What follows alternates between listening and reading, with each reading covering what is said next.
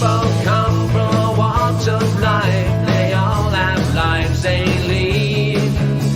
Any and all are welcome here to come and chat with me. Hello, everyone. Welcome to Small Talk. Today's guest is a returning guest. She is a caregiver, and when she was here before, she talked about what her job entails. Well, there's something different now about her job, or maybe her position. Ladies and gentlemen, I'm happy to welcome back my stepdaughter, Jennifer Hayes. Hey, Jennifer. Hi. Hello. It's good to see you. Good to see you too. So before we talk about what the change is, just remind everybody about what your job entails. Okay. So my previous job for the last 5 years was a supervisor of a group home. And in the group home, there's 4 individuals, and they have developmental disabilities plus physical disabilities. So it's a lot of caring, a lot of work. Anyway, so since then, I have a new position. Mind you, it is a temporary position, but it may stretch into long term. I oversee all of the group homes for the organization that I work for. So I sit in an office, which is different for me because I'm used to being a frontline worker, and I'm proud to be a frontline worker. So now I'm sitting in an office, which, you know, still has its perks and stuff. But yeah, so I oversee all the residents and the staff within the group homes. So yeah. So how many residents are there? In total, there's only 3 group homes, and in total there's 9 residents, and there's about 40 staff. Okay. So I do a lot of the scheduling, the payrolls. Today, for example, I got to meet with a behavioral consultant about one of the residents, and he's putting together a behavior support plan. So I sit in on meetings with the doctors, nurses, professionals, and yeah, I just basically make sure that the residents are living the best lives they can live. Yeah. That sounds really interesting, actually. That part about, you know, being able to sit and listen to doctors and whatever, right? It's a lot of work though, because your brain is overloaded with all their medical terms and maintaining that professional attitude. Yeah, for sure. It is fun, especially just knowing that you are helping people to live good lives. So it's that is nice. And I just want to remind people you're in Penticton. Sorry, I'm speaking over you. I'm sorry.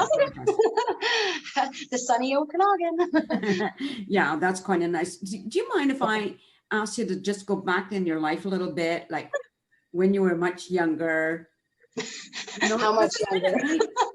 No, I'm just thinking about it. It's something to be really proud of. I know. Sometimes I get worked up a bit about how my life has turned out.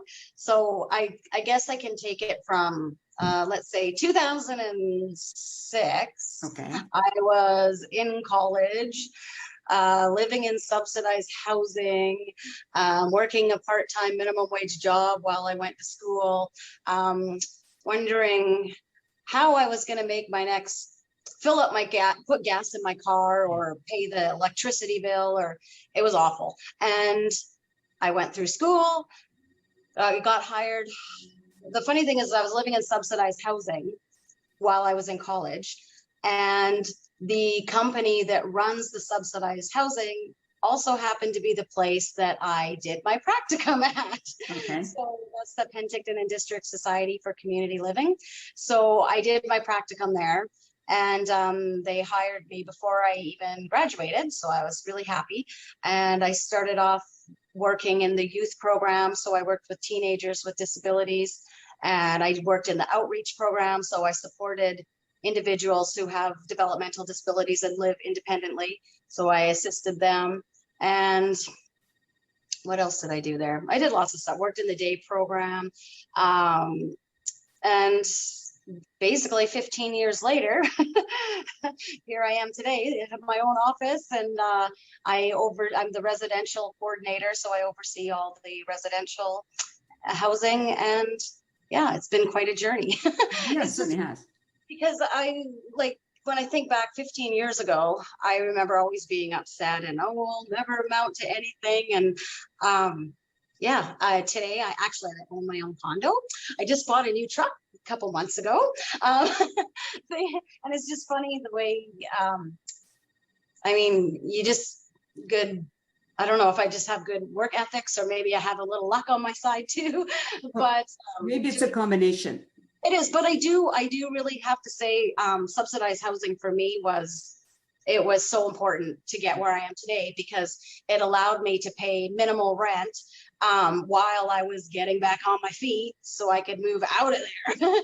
So for me, I think subsidized housing programs are phenomenal. So I'm very supportive of them. Unfortunately, they're not always used in the right ways, but there are the percentage of people like myself who live through the subsidized housing, and it's part of what made me where I am today. So I'm very thankful for that opportunity. Yeah. I just want to let people know you were also raising a daughter. Yeah. Oh, yes. I was a single mom. Yeah, at that time. And again, even, you know, when there's two parents, it's hard enough. And when I say single mother, I mean single mother. Yeah. Yeah. No support from the other side. So yeah, I mean, I was going to school, working a minimum wage part-time job, trying to raise my kid, living in subsidized housing, driving cars that kept breaking down. And you know, fast forward, and I say only 15 years. Fast forward only 15 years, and I'm a complete opposite situation. And yay. Yeah. Life can be tough, but it can also be very rewarding at the same time. Right? Yeah, for sure, definitely. So, I just want to go back to the schooling for a second. And by the way, I just want to say congratulations to doing all of that. I think it's tremendous. That's why, you know, Jennifer, that's why I like doing this type of show, because people's lives take the most wonderful or interesting or dramatic journeys. Yeah, because if somebody like 15 years ago, if somebody told me, Jen, you will own your own condo and be driving a nice truck and you're going to have a really good job, I would have said, whatever. But yet, yeah. So just go back to the schooling. I want to know how much schooling was involved. Well, I originally just wanted to take a care aide program, but I went to Sprott Shaw and they talked me into it's a good thing that they did, you know. It was a 1-year program. So in my 1-year program, I got a care aide certificate and I also got a support worker diploma. And the support worker diploma the care aide is obviously like a nurse's aide. People are familiar with that. The support worker diploma, leaning more towards the developmental disabilities, the behavior, and things like that. So dementia, just kind of gives you an idea of more than just taking care of a person. Mm-hmm. So that course, it was a year-long course, and I highly recommend it. Basically, care aide course, bottom line, you're never going to be unemployed if you're a care aide. Yeah. What made you decide to go for the people that are challenged in those residents? Okay, so that's a really good question. When I was in college, we did one practicum for the care aiding portion, and how long was it? We went to 3 different places or 4 different places. Each one was a week, and so we were in buildings. Like we went to the hospital and we went to 3 other care homes out here in Penticton. And basically I was assisting the elderly basically before they die. So what I felt like was, yes, I'm taking care of these people. I'm making sure their needs are met. They're comfortable. They're enjoying the last part of their life. But basically I felt like I was helping people die. Then when I did my practicum at the Society for Community Living, where I still work for, I was working with people with all different types of disabilities, like everything, Down syndrome, autism, fetal alcohol syndrome, bunch of syndromes you've never heard of before. But I felt like I was helping them to live.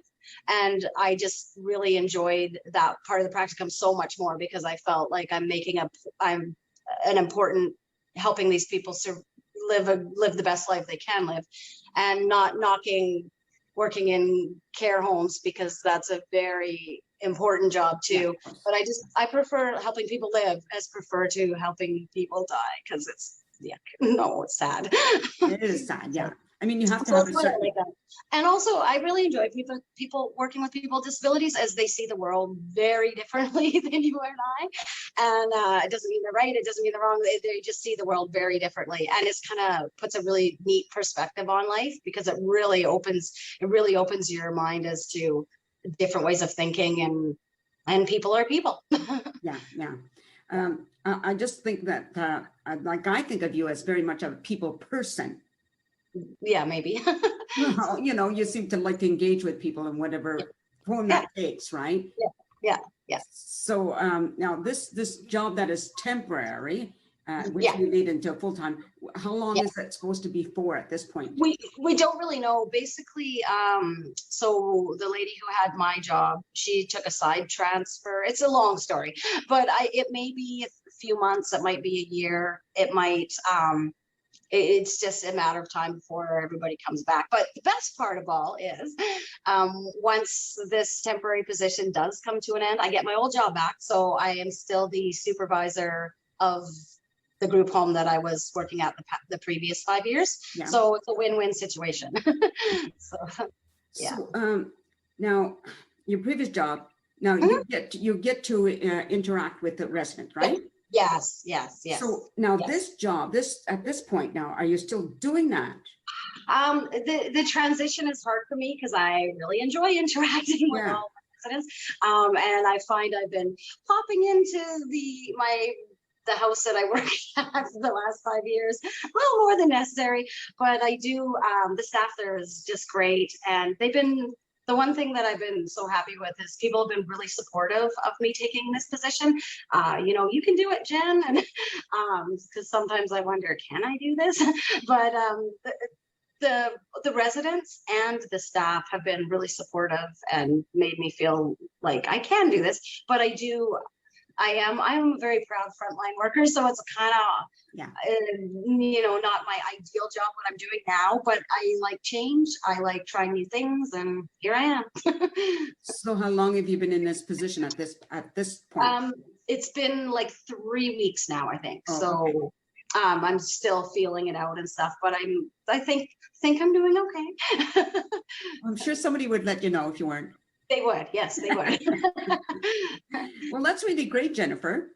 Yes, thank you. I think it's just been tremendous. I'm really proud to say that you're my stepdaughter. I love being able to tell people that, I'm trying to get your brother on the show. Oh yes, do it. Well, I've asked him, and I don't know if he will, because that's another great story, right? Okay, yeah, but here's the thing. You tell him that his older sister said he has to do it. I will do that. Okay, Awesome. Jennifer, thanks. That's it for now, but just hold on, okay, while I say goodbye, everybody. Okay, thank you. So everyone, I hope you enjoyed listening to what Jennifer Hayes has to say about her job and her position and the journey, the wonderful changes that she's made in her life. And listen, if Jennifer can do it, you can all do it. So there you go. And I hope you watch the show next time. Until then, peace out, everyone.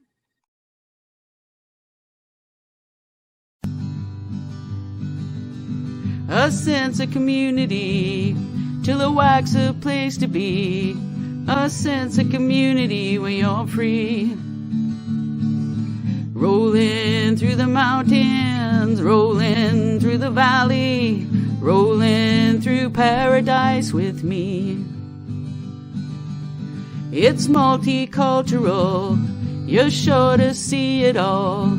Chilliwack's the place to be, you'll see. Come party in the park, go dancing after dark. Chilliwack's the place to be, you'll see.